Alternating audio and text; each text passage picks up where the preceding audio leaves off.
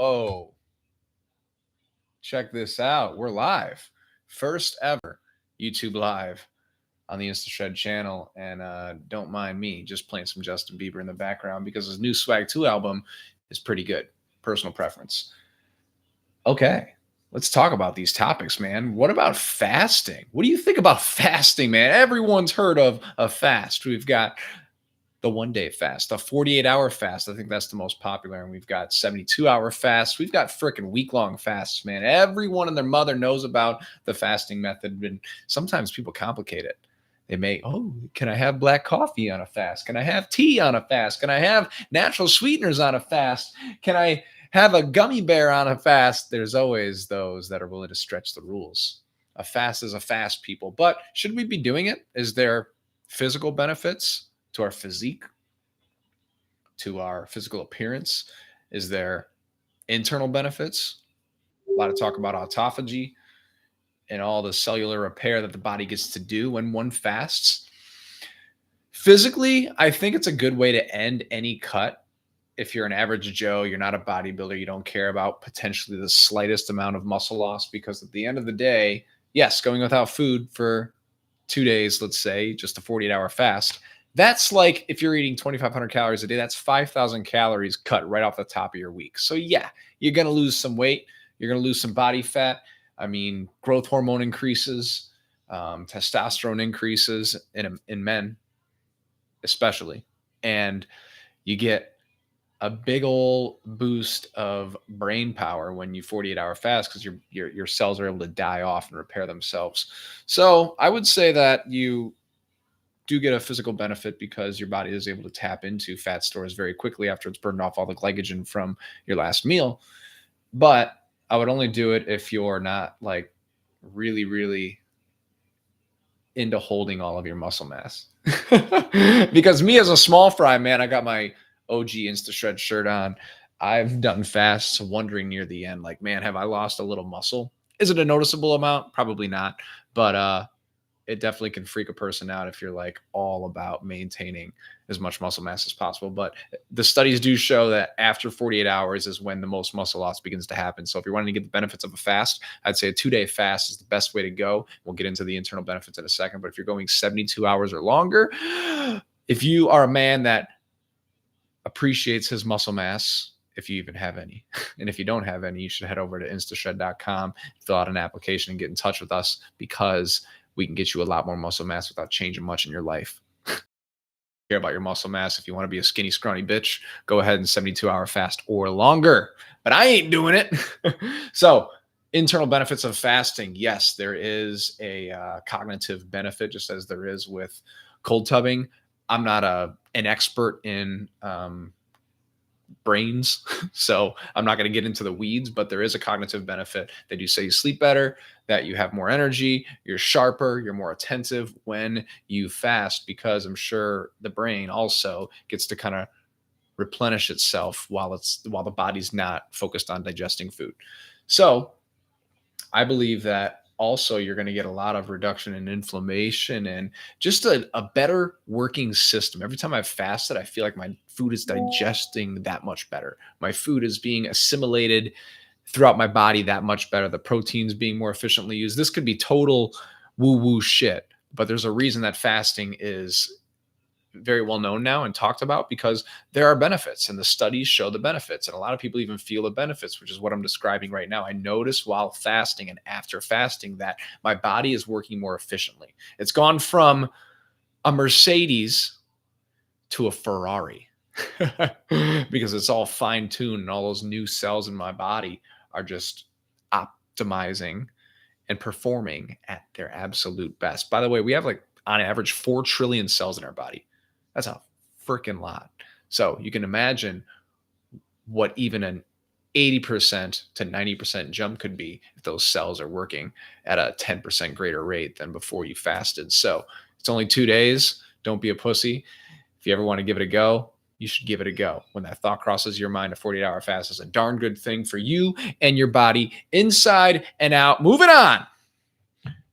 Judge me. I'm drinking chemicals. Dr. Pepper. Let's go. Dr. Pepper and an old, raggedy, worn out OG Instashred shirt. Who is this guy? Expert what? My goodness. Seed oils. I think it's a fad. No, really. There are some cons to seed oils, but there's freaking cons to everything. That's what bothers me about. Let me dig in my ear for a second. Apologies. But let me say that we always have something to focus on. And so whether it's artificial sweeteners, seed oils, anything politics related, we always got to fixate on something, right? And the news is very good at keeping us captivated with these fixations. So seed oils, I'm not for or against it, because does it increase inflammation in the body? Absolutely. Is it going to make you die earlier? Yeah, probably in some way, but everything is going to have us die earlier, right? Everything we do in life technically ages us in a way. Unless you're Brian Johnson, you're trying to reverse your age. But let's be real, we want to slow the aging process, but everything is going to get us a little closer to that endpoint. And seed oils is not too much different than everything else we've demonized in the past. Saturated fat being one of them. There's a lot more research on saturated fat actually than seed oils. And there's a direct comparison showing that the saturated fat is not as detrimental on the body overall than seed oils. Once again, I'm not the expert analysis, so I'm not going to sit here and pick apart studies, but I can see that saturated fat, yes, it can clog your arteries and increase heart disease and all that stuff, but seed oils have just as many cons, if not more, in their own respective categories. But seed oils are made to be worse than the saturated fats, when really you can paint the picture from either point of view. I think that's the thing here. I think that's all I got to say on the seed oil game, because it's a common thing for it's in our Steak and Shake in town. They've actually got beef tallow fries, just huge beef tallow fries, and it's like, man. So we're now highlighting, dude, enjoy your seed oils in moderation. Enjoy your saturated fat in moderation. Enjoy everything in moderation. If you want to learn how to live the best life, eating caramel apples and going on vacation like me all the freaking time and staying ripped, even though I might be small because I just shit on myself in the last mention while we were talking about fasting, go over to Instashred.com, because we help you live the absolute best life without sacrifice and help keep you shredded and healthy as fuck for the rest of your life. But all credit goes to you if you get there, because you're the one that has to do the work. We just have the perfect recipe for busy entrepreneurial individuals that are providers, killing it in their respective fields, but you got a dad bod. We don't want you to have a dad bod. We want you to have a 10 out of 10 bod. Number 3, what do I got here? I got 2 more. I'm halfway through here. I don't know what the situation looks like. What do you think of my camera setup, though, by the way? This is a new, I forget the lens and the camera. They're nice, but never YouTube lived, one, and never used anything other than a standard 1080p HP webcam on my computer. So we're stepping it up. Let's go. There's the time. Looking at my computer screen, my big monitor here, and we're 8 minutes and 40 seconds in. So we're halfway. We'll see if I go longer or shorter than another 8 minutes. Thanks for bearing with me if you are. By the way, we're live, and I don't even know how to tell how many people are on here, but it don't matter. Keep going. Sip of my chemicals here. Judge me. Got a platform coming in. Ba-boom. All right. Not eating in the evening. Oh, man, this one's old news. I feel like this one's been debunked, and I hope you know that it's been debunked, because it's definitely debunked. Your body is always going to process whatever you give it. So if you're eating 80 grams carbs at 8 p.m. or eating 80 grams carbs at 5 p.m., if you were doing the same thing around the same times and you were just sedentary and not exercising or comparing other variables, your body's going to break it down and do the same thing. So whether a certain period, so if you have dinner at 5 p.m. or you have dinner at 8 p.m., it doesn't matter. The body's still going to do what it needs to with all 3 macronutrients that make up a calorie, which are carbs, fats, and protein. But if you have trouble sleeping after a heavy meal or something like that, then obviously eat earlier so that you're not affecting another area that is bad for your health. So if you sleep better when you eat earlier, then eat earlier. Duh, it's just common sense, no brainer. So yes, you can eat in the evening. I have a friend that loves to eat 80% of his calories in the evening, and hey, it works for him. He sleeps like a baby, and he's still jacked and everything's good. I don't do that. I don't want to do that. I like to spread my food throughout the day more, but hey, to each their own, and it works. If you're not trying to be a world-class bodybuilder, these things are minor details, man. Get the big picture. We give people the big picture so that you can be a freaking man, look and feel your best, and not focus on these minute areas that don't freaking matter. All right, we're going to move on to our last one at 10 minutes and 30 seconds in. Yes, we're looking like we're moving along quicker the second half here. Calories in, calories out. Come on. It can be this simple. When we're talking about physical appearance, okay, implementing the reverse diet, taking control of the metabolism, grabbing the bull by the horns, so to say, what is important is that you hit your calories via your macros. If you know your carbs, fats, and proteins and you're hitting them according to your goal, boom, you are set. But when we drag health into the mix, that's where it gets a little more hairy, because if you are just going calories in, calories out, you can technically build muscle. You can technically burn fat. Did I say burn muscle? I hope not. You can technically build muscle. You can technically burn fat eating McDonald's all day, every day. In fact, I have a good friend that is absolutely jacked as well. And he did an entire contest prep on Chick-fil-A. No joke. Went there 2-3 times a day and got completely diced and shredded on Chick-fil-A. Now, is this the healthiest move? No. But when we take health into the equation,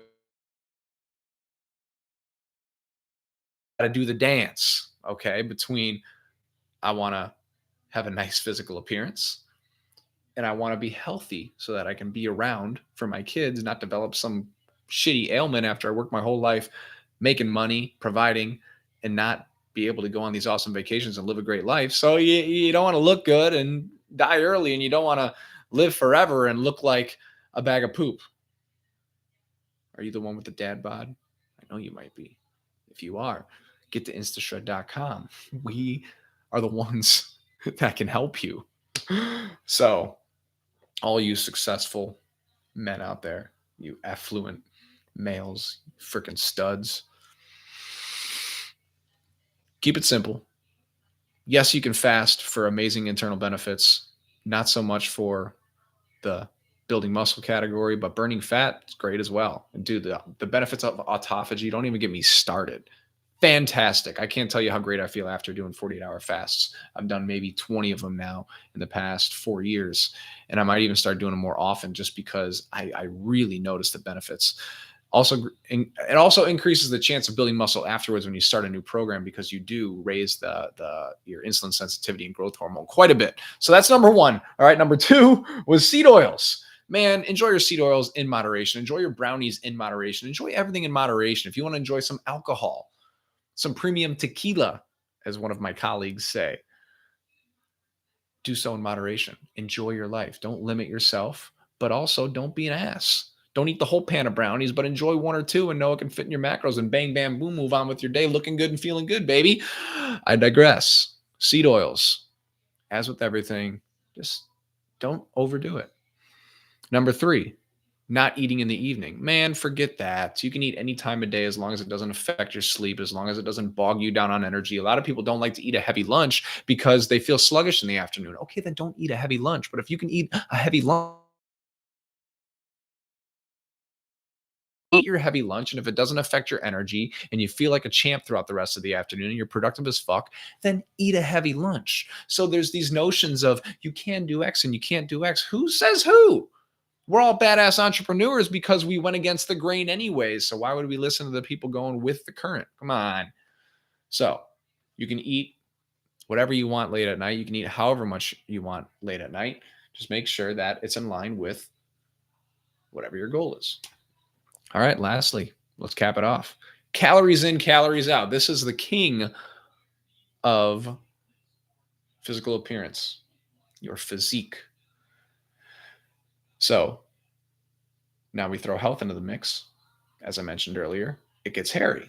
So when you throw health into calories in, calories out, you've got to play that happy dance we talked about, where you incorporate foods that are actually good for your body, increase your longevity, keep you sharp, keep you healthy without having to deal with ailments and go to the freaking doctor's office, which nobody wants to do. Western medicine. Save that combo for another day. So staying healthy along with looking healthy That's a good combo. Got to play the dance, all right? Calories in, calories out for the badass physical appearance. Look like a stud, look like an alpha, or I mean, and and bring in the healthy foods, the vitamins, minerals, nutrients that are going to nourish your body properly so that you can be at your best and be around for those you love and to live life, because chances are you're living a great life. So you want to be around for it and feel your best every day and not have headaches and not feel your best. That just sucks. So we're at 15 minutes. All right. I think I beat the first half by maybe just a little bit. Thanks for joining me. I hope you found some value on these 4 topics: fasting, seed oils, not eating in the evening, and calories in versus calorie relevant than not.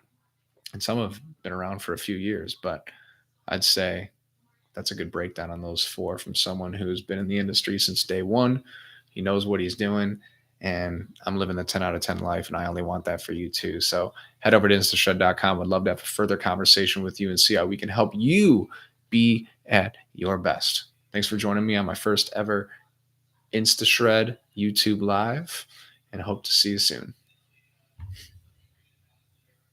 That was fun.